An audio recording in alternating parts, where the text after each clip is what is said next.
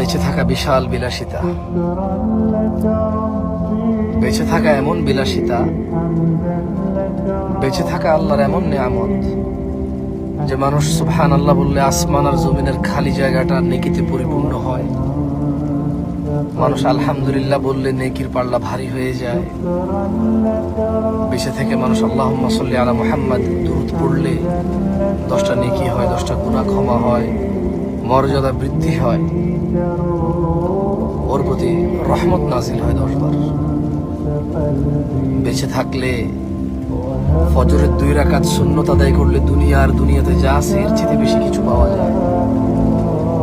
বেঁচে থাকলে ফজরে 2, জোহরে 6, মাগরিবে 2, ইশায় 2, মোট 12 রাকাত সুন্নতে মুআক্কাদা পড়লে আল্লাহ সুবহানাহু ওয়া তাআলা জান্নাতে ঘর তৈরি করবে। যে ব্যক্তি প্রতিদিন 12 রাকাত সুন্নত আদায় করবে তার জন্য আল্লাহ একটা করে ঘর নির্মাণ করবে। সুবহানাল্লাহ।